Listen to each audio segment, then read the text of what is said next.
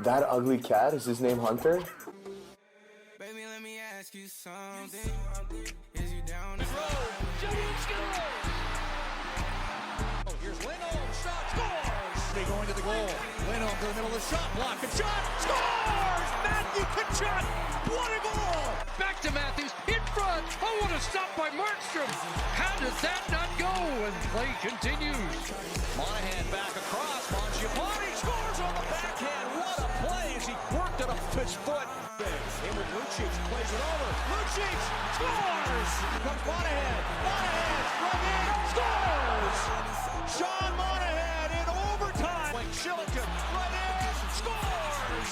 Oliver Shillington. The other way. Here comes Coleman with a punch to break. Scores! Connor to Boury. Has a step. Right in, scores! Backlund. Shoots, scores! Up front, scores! Noah Hannafin. And can't bury it. Loose puck, staging, scores! Oh my goodness! And somehow that stayed out too. They're on their feet in Calgary. Left corner for Iginla. Iginla to the left circle. Iginla shot. Joseph save. Rebound. They score! Yeah, baby! Yeah, baby!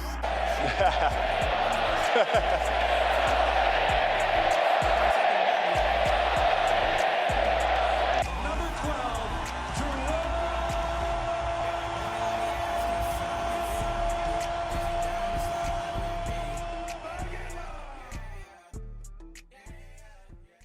Hey guys, so today we're with Flames TV's Brendan Parker. And as you can see, he's at the Dome currently watching the wrap up of the Capitals morning skate. So how are you, Brendan? Doing well, guys. Yeah, thanks for having me on.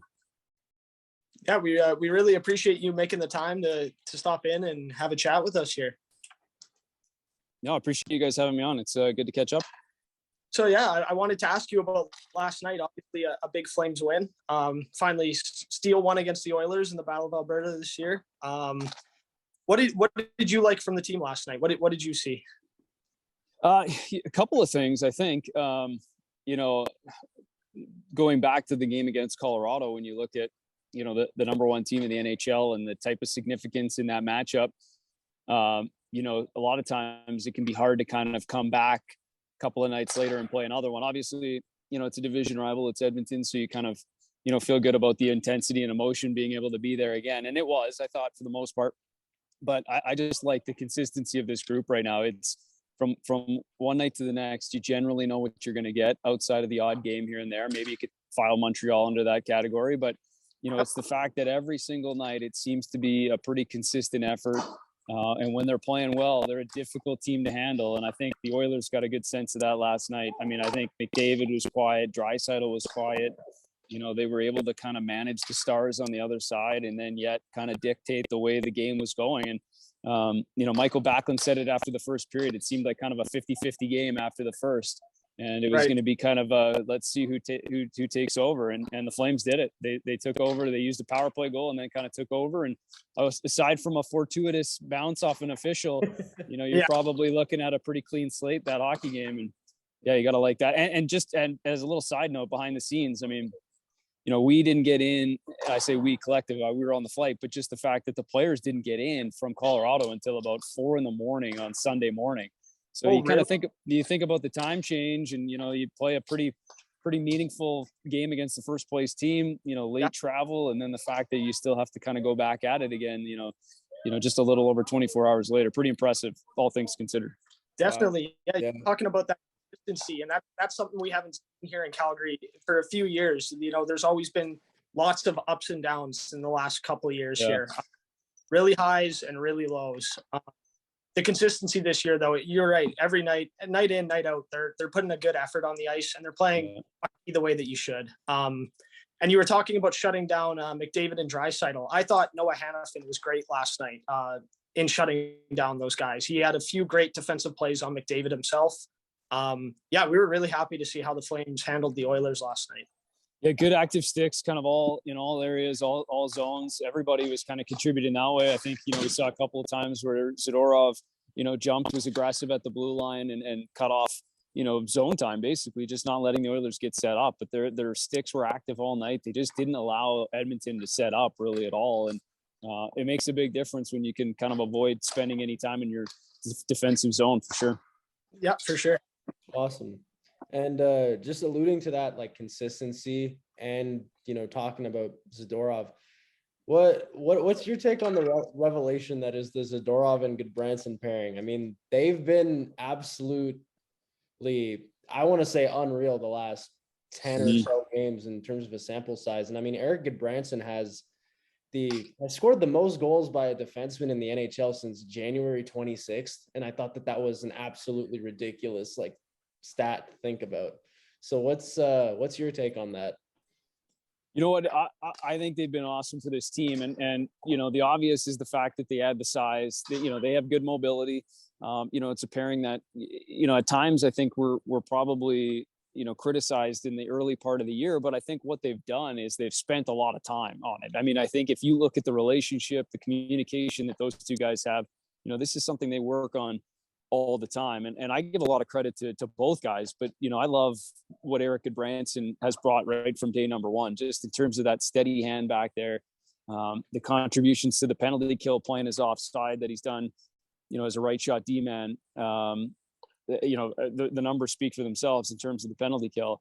And then, I was just looking at it yesterday. In fact, we had a conversation with Eric yesterday. He's already got a career high in goals at 5, but he's approaching a career high in shots on net. And it might seem insignificant, but, it's something that, as he discussed yesterday, he spent a ton of time on over the off season, working at just trying to find lanes, walking the line, just trying to be mobile on the back end to get shots through. And I think that's kind of what's allowed him to, obviously find the back of the net a few times, but just, they spend a lot of time in the offensive zone. It makes it easier to play in the back end when you're spending time in the offensive zone. And I think they've done a really good job of that. Just clean exits out of their own zone, speed, mobility, and just kind of, making life easier on yourself and your forwards when you're not spending so much time back there. They've done a really nice job for this group and will continue to.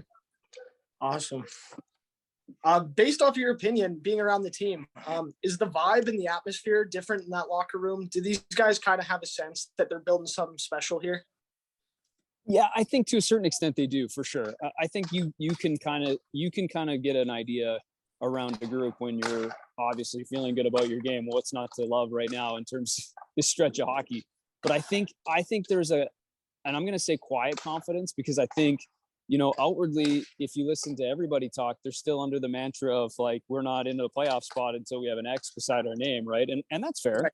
Yeah. It's a wait until you see it kind of mentality. And that's totally understandable, but it's a quiet confidence knowing that when they are playing well, they know they can beat any team. And I don't know that you're going to hear them outwardly say, they believe that they're one of the best teams in the league, or they should be that. That doesn't matter. It's about delivering when it's time.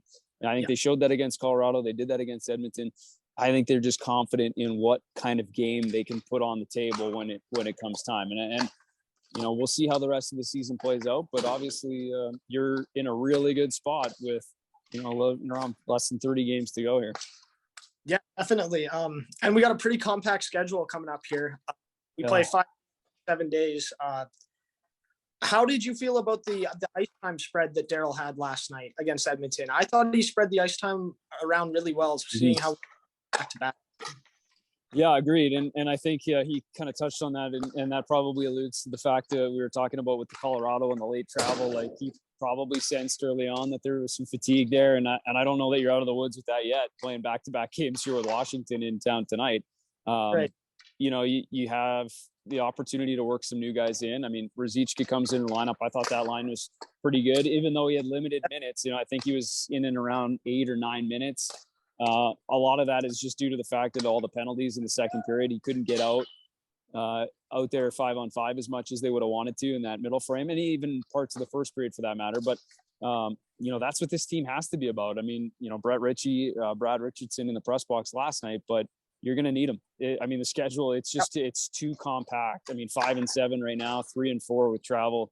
you're going to need bodies around. And I think, that's the one thing that this team has to have and have on any given night is the ability to roll those 4 lines, get them in around 10 minutes each and try to balance it out, because the top guys can't play.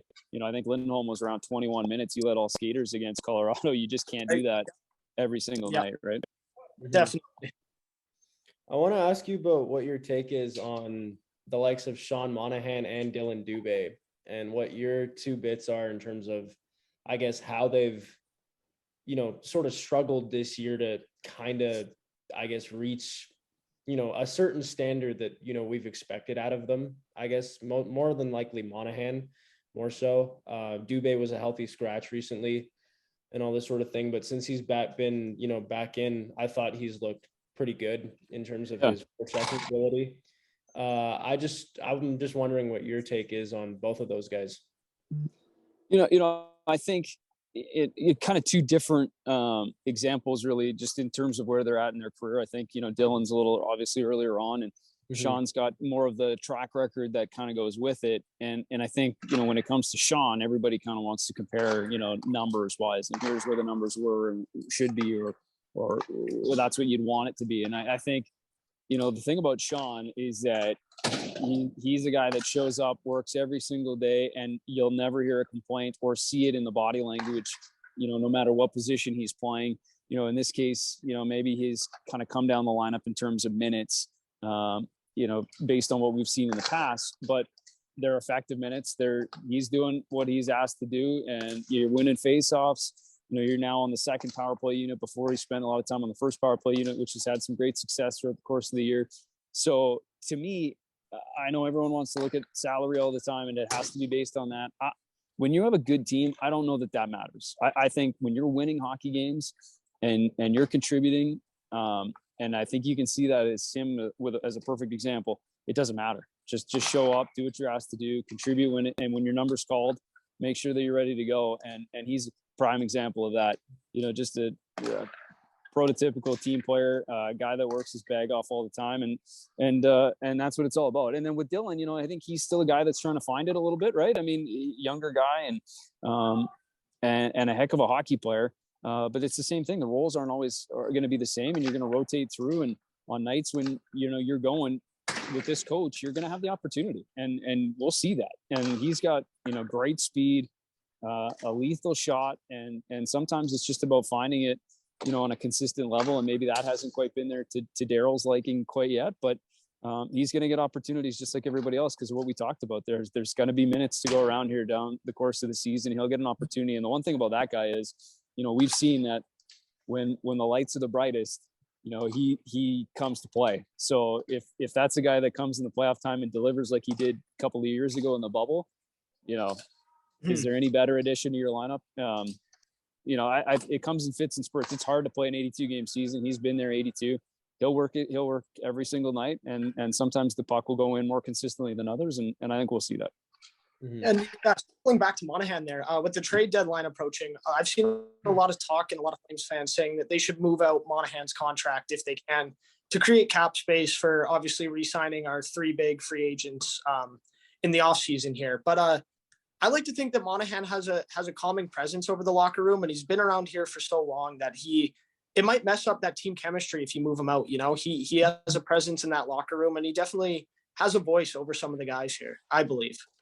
For sure. Absolutely. Really well-liked guy. He's been around a long time, part of the leadership group without a doubt. And that can't be underestimated whatsoever, for sure. And the other thing is that, you can talk about it and you can look at those options all you want, but it's, sometimes it doesn't materialize, and that's just the way it is. And at the end of the day, he's a member of this team. He's got term left, and that's not something you need to worry about right now. You can look at making your team better, which they did with the addition of Tyler Toffoli, and didn't have to subtract anything. And if that's where it stands, that's where it stands. I mean, we've seen what he's added to the lineup already through 10 games. So that's, if that's where it stands, that's a pretty good spot. Talking about the trade deadline, I wanted to ask you, do you think the Flames are going to add any other pieces? And if so, what are they going to be looking for? Yeah, I think it's possible, certainly possible. I mean, a lot of times when we get to this point, we've seen Brad do it in the years past about adding, I think the old saying goes, you can never have enough ready defensemen to go. Right. And, Michael Stone's been here putting in the work every single day, but as a right shot, that right side of the lineup on the back end has been pretty stable throughout the course of the year. So he hasn't had, too many opportunities to go in, but you've had, Tanev, Brannstrom, and Rasmus Anderson basically every single game. So, there's one extra guy, but I could see, adding another, depth defenseman because of the schedule down the stretch, and then eventually and hopefully and optimistically into the playoffs and getting on a bit of a run, you're going to need some bodies. So, I could see that being that type of addition, somebody in there. As far as anything else, I mean, I guarantee there'll be conversations and they'll look at doing something, but up front, I think you really did give yourself a pretty big boost, and you did it early with Tyler, and back end, maybe that's just, you can never have too much depth back there for sure. Yeah, no, we love that Toffoli addition. We thought that was, Brad's. Yeah. Heading into the offseason, do you envision a world where Gaudreau, Tkachuk, Mangiapane, and Shillington are all back here next season? Yeah, I can envision it. How realistic it is, I think there's a pretty good chance you can do it. I think you have to make some tough decisions, kind of any which way. Obviously the way that it's so hard to look, past the season to this point, because with the benefit of time, that's you got to take advantage of it. And in this league, nothing is guaranteed. So if you've got a team that's winning hockey games right now, I understand that is the utmost priority and should be. So where it goes from there, we'll see. But, winning does solve a lot of things. It allows you to kind of maybe get a little bit more flexibility in there. I can envision it. I think realistically that all four of those guys want to be here. Obviously, you have some team control over a couple of them. So, we'll see. I think, you're going to have to, at some point, like every other team in the NHL has had to do at one time or another, is make some tough decisions because, that's the world we live in with the cap. And you're going to have to maybe do some kind of creative numbering and figuring out. But yeah, I can see it happening because as a priority, you probably want to put those guys up there. So we'll see how it plays out. But I can definitely envision it for sure. Awesome. Just being around the team and being able to talk and be around the guys. Who are your favorite players to chat with? Who has the best personality? You know what? This is a really good group, and I'm not just saying that because it's happening right now. Obviously last year was a little bit different because we weren't really around the team, the COVID kind of rules, right. And this year is kind of back to a little bit closer to normal. But honestly, everybody on this team is really good. I've really loved having the addition of Eric Brannstrom. If we could just subtly plug the Firestarter podcast on the side. Right. Had a really good conversation with him just about things that aren't necessarily hockey related, family, and so he's been one of the guys that just jumps out to the back of my head right now, just because he's a newer addition. But the core group of this team has always been great to work with, and Johnny, have had some good chats with him over the years, and then even a guy like Michael Backlund, who's playing his 800th game here tonight. Right. Spent some time with him off the ice here recently too. An interview you'll see here coming up pretty soon. It is a really good group, all well-rounded, all really good speakers. Milan Lucic, same thing. I'll throw like a category. It's, probably like Goodbranson in terms of the new guys, just because he's been so great to chat with, really insightful. And then, maybe a combination of like Bax and Johnny, and as far as the old core. Awesome. No, that's a great answer. Yeah. Jacob Markstrom. Last year he struggled quite a bit here in Calgary. I know a lot of Flames fans were nervous, I would say, about the contract that he signed, the 6x6. But this year he's got Vezina level numbers. If it wasn't for Shesterkin down in New York having a season that we haven't seen since Hasek, pretty much. Like how big is this guy for this team, just as a backstop back there for everybody? Yeah, I think he's been rock solid. It's probably a lot of it is just the confidence and consistent we talked about with the group. It's the same thing with him. Like when he's in the net, you just sort of expect to get the same thing, which is, stop pucks. It's like he's pretty automatic when he's in there. And I can't speak to it from experience, but you can hear it from when they talk about, that's a big deal for a group and playing in front of them, right? Is that you just sort of know that position is taken care of, like that end of the ice. We don't have to worry about that. Let's take care of what we do. Let's make it as easy as we can on them. But every single day, and the workload's been impressive, right? I mean, part of the focus and the daily routine of that makes him so good when he's in the net is also what's made, him be able to kind of reset, reload, and then go right back in. I mean, not every guy, he started in back-to-back games here on home ice. He started, I think it was like 20 of 21 this last stretch here before Vladar started in Colorado, right? Like, that's impressive. Those are impressive numbers. And, I don't think you can say that there's a bad start in the bunch. Maybe the odd goal or two in there that he'd like to have back, or he'd tell you that, but not a bad start. Like that's a remarkable run. And it just continues to be that consistent. He's rock solid. Yeah, definitely. Daryl spoke about his workload, and a lot of fans say that Markstrom needs more rest, and that, we don't want him to get injured heading into the playoff push here. But Daryl said himself that a lot of nights Markstrom isn't getting that much work back there. The Flames have put together some really solid games in front of him where he really doesn't do too much. Most saves that he's making are pretty simple saves.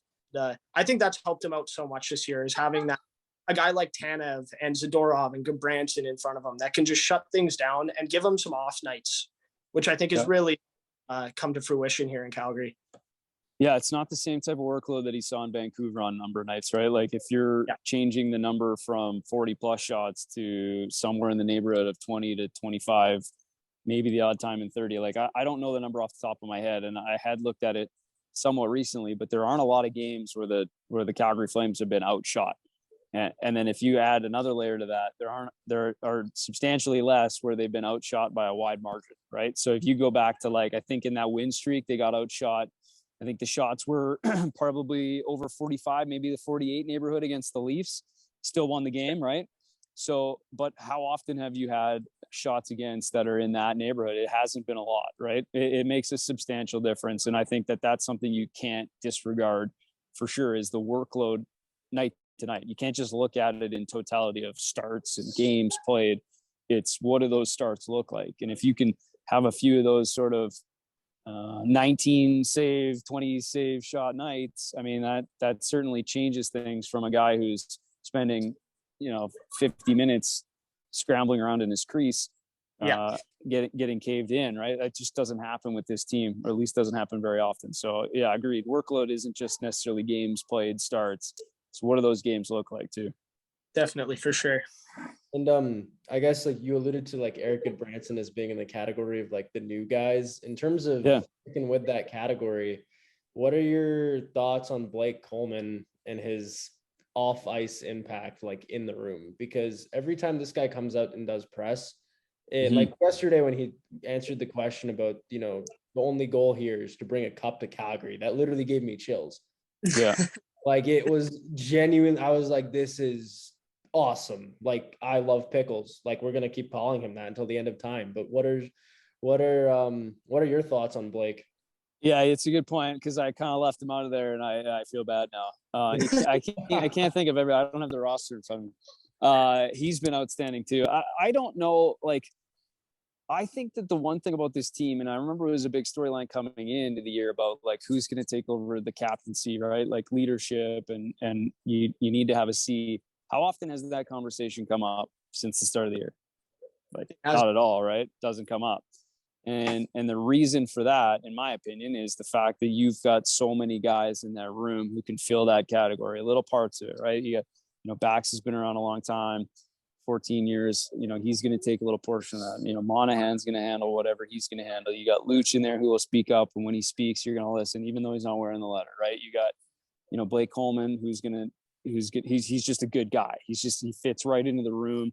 You've heard Daryl talk about that a lot, his characters, right? You want good characters, good people. And when you combine all of those good people, good characters, good workers, then you get a group that's working like this one. It's not about who's going to be the one leader, who's going to be the one guy that's going to carry it. Doesn't matter. Because you have everybody. It's in totality, right? So collective effort, and I think that's been one thing that's impressive. And I love Tanev. I'll throw another guy in there. Tanev, same thing. Quiet, does it differently.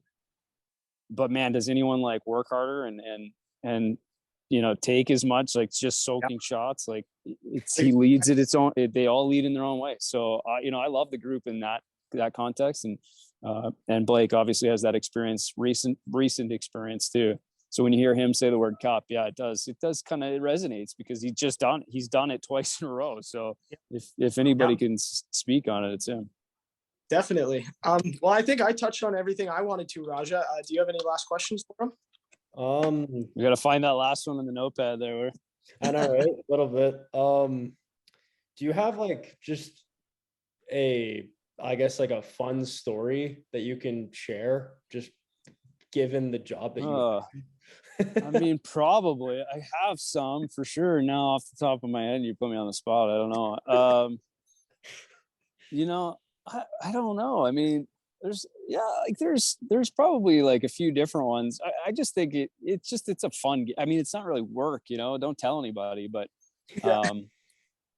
it's not really, like a job necessarily. So we get to kind of talk hockey and hang around. And, I think you probably take it for granted a little bit here and there, just being around the rink all the time. Like it does, it's a lot of time spent at the office, so to speak. But if you can widen the lens and look back on it, you're like, really, what are you doing? Like, you're not really working anyway, so pipe down. But it's just, I mean, I think it's just a fun job, right? So just getting a chance to hang out with, and when they're winning and everything is, good, and being able to, be around a group who's obviously playing as well. It's just been fun hockey to watch. Like every night you come to the rink and it's, you leave going like, this is a good, I don't know what's going to happen here, but this is a good hockey team. So enjoy it.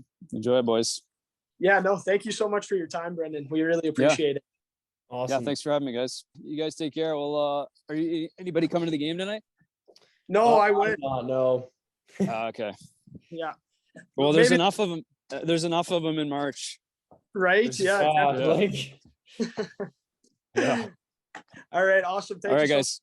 Okay, take care. All right. So that was Brendan Parker from Flames TV. I love how he just recorded when he was like at the Dome, like watching the Capitals morning skate.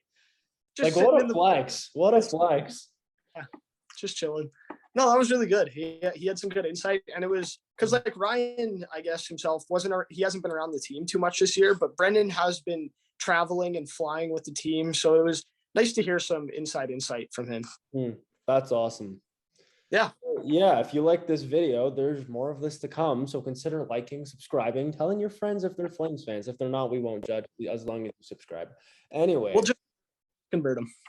Exactly. It's beautiful. It's a win-win all around. We'll take you on the Flames bandwagon right now. Oh yeah. Join the wagon because we are one. For those of you who are like, still skeptical, and I don't know why you would be, but here we go. So yeah, without further ado, thanks for listening, everyone. Yeah, thanks everybody.